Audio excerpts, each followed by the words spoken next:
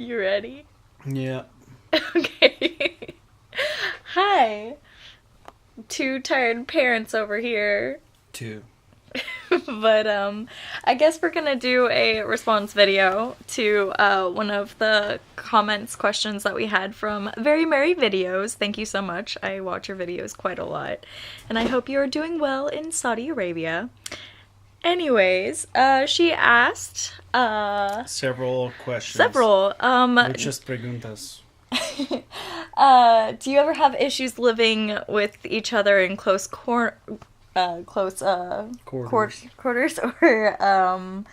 moving in together? Did it take some getting used to? And I'd say that we fit together like pieces of a puzzle. So it was really easy for us when we first were living together, and we wanted to spend time together all the time. You were working and doing school, so we had different schedules, and we did have alone time basically when we weren't, like, when one of us was out working or doing something else.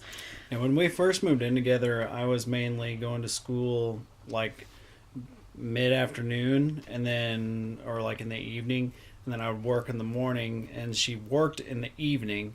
So I would have a little bit of time in the afternoons, and then she would come home at night, and then we would just hang out at that point. So it was nice to have that time, even whenever we were first starting out, but I don't necessarily think either of us needed it.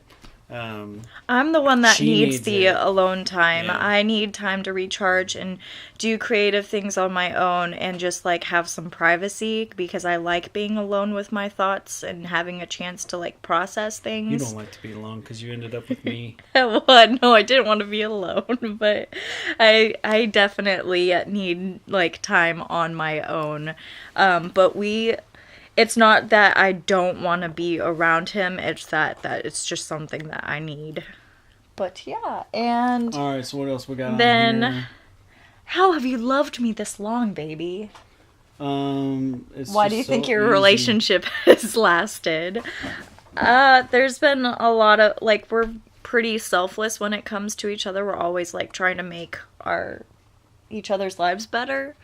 And I think that's what separates us from the average couple is a lot of people are in relationships for selfish reasons and they want someone else to like complete them, but like we're like more focused on each other than ourselves. I think that it helps that we're both very self-aware of, like what we need as a person. I mean, there are selfish reasons that I love you, and I think that we've lasted this long.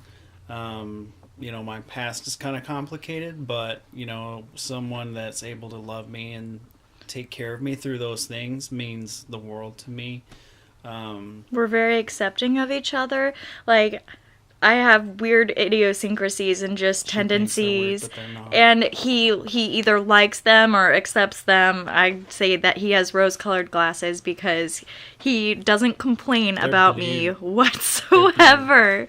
And so, we talked to a counselor once, and she wanted to like have a healthy discussion about like what annoys us about each other, which like typical couples do have things that bother them, and I struggled coming up with something, so I said that clipping nails and like leaving nail clippings bothered me. Can't believe you just said it on YouTube. And so Nathan I like freaked out. I was like, freaked what? out and thought What? that I was like super you against it serious? and bothered by it, and so he like So I have never did it again. I've never clipped my nails again. But I was Ever. struggling to come up with something, so I just like said that because it used to be something that bothered me. But I don't know. I feel like I've mellowed out as a person with things that used to be bothersome, and like when he does stuff that other people would normally bother me with, it doesn't bother me when he does it. So one of the things that I like most about Katie, I love this about her, is that she has a big heart. Just the other day we were at a Don't store. no. Nope, telling it. So just the other day we were at a store and like there were some people that were asking for food. They weren't asking for money because obviously it's not a great idea to give people money.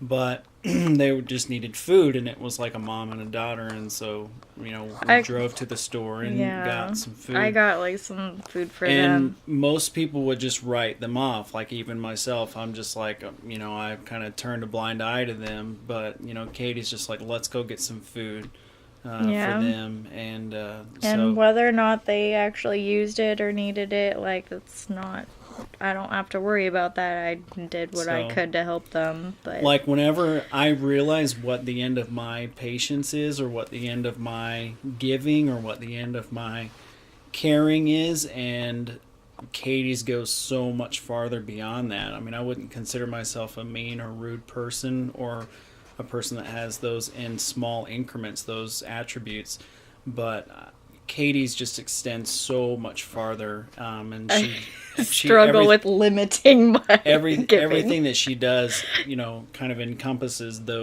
that huge heart. I mean, the way that she treats our kids, the way that she cleans the house, just everything that she does is just full of passion. So even though she's an INFJ that needs her time, that's what I love most about her. I love Nathan's spunkiness, and he's a very non-existent. Well, we're very tired parents right now, but that was one thing that when we were first together and we met, he was literally just jumping around everywhere.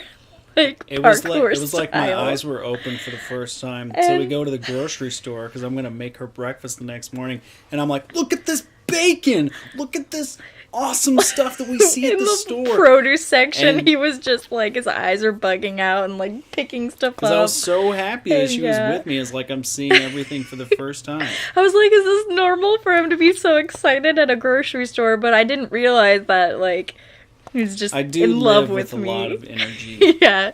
But yeah, so lots of energy, and even though he just talked about how kind-hearted I am, he is extremely kind-hearted, and he is constantly bending over backwards for people who need help at work. And when we lived in Springfield, he let someone borrow his car when their car broke down. Like, he would give people rides.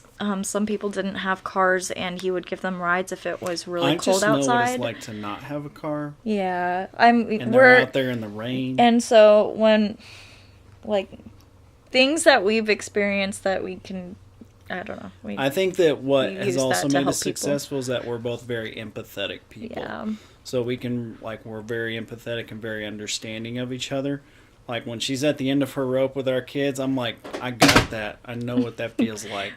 If she's tired of cooking dinner, then you know what? It's time for me to make soup and grilled cheese, or throw a pizza in the oven or something like that. So I think just being aware of each other and aware of each other's needs has made us be successful. And I never ask for help, so it's... And I'm always trying to help her. So... Always. Basically, when he takes the initiative, when he notices that I need help with something, it means a lot to me, because I still struggle with not asking for help and getting overwhelmed. But yeah, this has been a crazy long video. Thanks for watching, and see you next time. See you later.